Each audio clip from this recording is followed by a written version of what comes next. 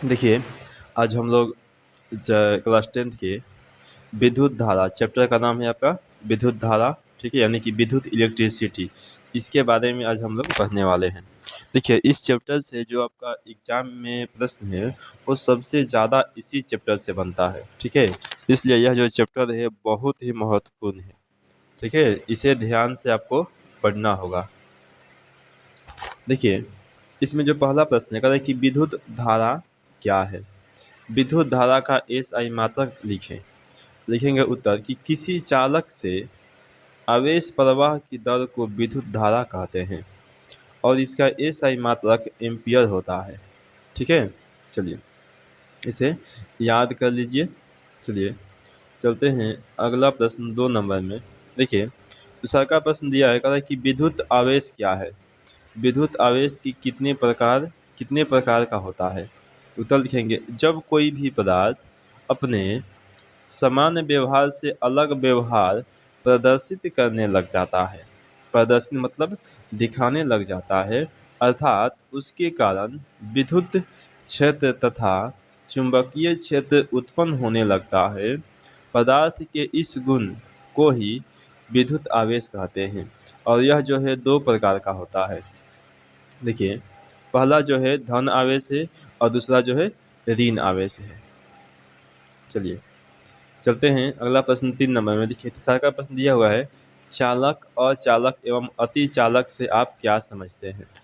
तो उत्तर लिखेंगे, देखिए सबसे पहले चालक को लिखेंगे कि वैसा पदार्थ जिससे होकर विद्युत धारा आसानी से प्रवाहित होता है तो उसे चालक या सुचालक पदार्थ कहते हैं।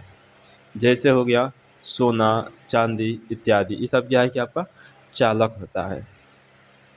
अब देखिए और चालक को रखते हैं, है कि वैसा चालक जिससे होकर विद्युत धारा आसानी से प्रवाहित नहीं होता है उसे अचालक या कुचालक पदार्थ कहते हैं। जैसे लकड़ी, प्लास्टिक, ठीक है। तो लकड़ी से क्या होगा कि बिजली का प्रवाह नहीं होगा, प्लास्टिक से विद्युत का प्रवाह नहीं होगा, इसलिए क्या है ये अचालक होते हैं, ठीक है। चलिए अब देखते हैं अति चालक। क्या है कि अति चालक कि वैसा पदार्थ जिससे अति निम्न ताप पर बिना किसी प्रतिरोध के धारा का प्रवाह होता है उसे अति चालक कहते हैं। जैसे समझ लीजिए पारा, ठीक है। पारा जो होता है बहुत ही अति चालक होता है। चलिए अगला प्रश्न देखते हैं हम लोग। 4 नंबर प्रश्न, देखिए चौथा प्रश्न है कि प्रतिरोध क्या है। इसका एसआई मात्रक लिखेंगे किसी चालक पदार्थ का वह गुण जो उस पदार्थ से होकर प्रवाहित होने वाली विद्युत धारा का विरोध करता है वह प्रतिरोध कहलाता है और इसका एसआई मात्रक ओम होता है, ठीक है। चलिए लिख लेंगे। देखिए 4 के बाद 5 नंबर प्रश्न। देखिए 5वां जो प्रश्न है वो कह रहा है कि विद्युत शक्ति क्या है। लिखेंगे कि 1 सेकेंड में किसी विद्युतीय उपकरण द्वारा ऊर्जा खपत की जाती है उस ऊर्जा खपत को ही विद्युतीय शक्ति कहा जाता है एवं इसका एसआई मात्रक वाट होता है, ठीक है। अगर देखिए 6 नंबर प्रश्न है। देखिए छठा प्रश्न है कि विद्युत विभव की परिभाषा दें तो हम इसका एसआई मात्रक को लिखेंगे उत्तर कि इकाई धन आवेश को अनंत से विद्युतीय क्षेत्र के किसी एक बिंदु तक लाने में किया गया कार्य विद्युत विभव कहलाता है एवं इसका एसआई मात्रक वोल्ट होता है, ठीक है। वी से वोल्ट।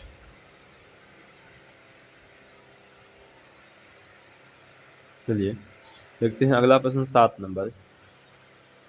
देखिए 7वां प्रश्न है कि विद्युत बल्ब के अंदर निष्क्रिय गैस भरी जाती है क्यों। लिखेंगे उत्तर कि विद्युत बल्ब कांच का बना होता है। इसके अंदर टंगस्टन का तार से बना क्या होता है तंतु होता है। बल्ब के अंदर की हवा निकालकर उसमें निष्क्रिय गैस भर दी जाती है क्योंकि यदि हवा की उपस्थिति में फिलामेंट से धारा प्रवाहित कराई जाएगी तो गर्म होने पर यह ऑक्सीकृत होकर भंगुर हो जाएगा। ठीक है, भंगुर हो जाएगा तथा चूर चूर हो जाएगा, यानी कि टूट जाएगा। ठीक है, इसीलिए इसमें क्या करते हैं हम लोग, निष्क्रिय गैस भर देते हैं ताकि वो टूटे नहीं, भंगुर नहीं हो।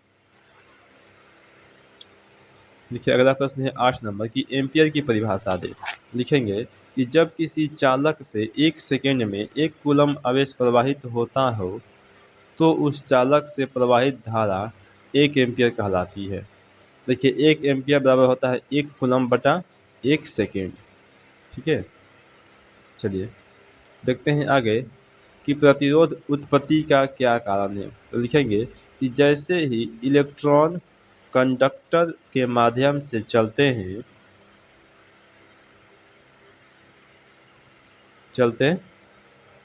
हैं कुछ परमाणुओं अन्य इलेक्ट्रॉनों या धातु में अशुद्धियों से टकराते हैं। यह टकराव ही है जो प्रतिरोध का कारण बनते हैं। ठीक है,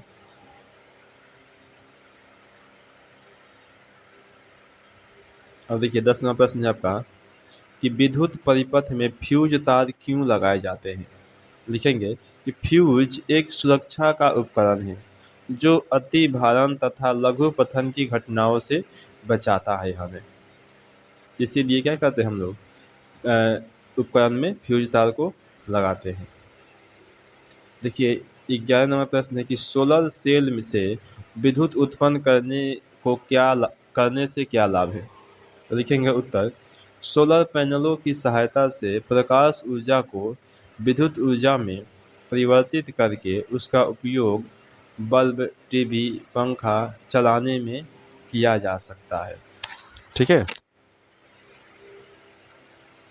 चलिए अगला प्रश्न आपका 12 नंबर कह रहा है कि किसी चालक का प्रतिरोध किन बातों पर निर्भर करता है। लिखेंगे उत्तर, किसी चालक का प्रतिरोध निम्नलिखित बातों पर निर्भर करता है।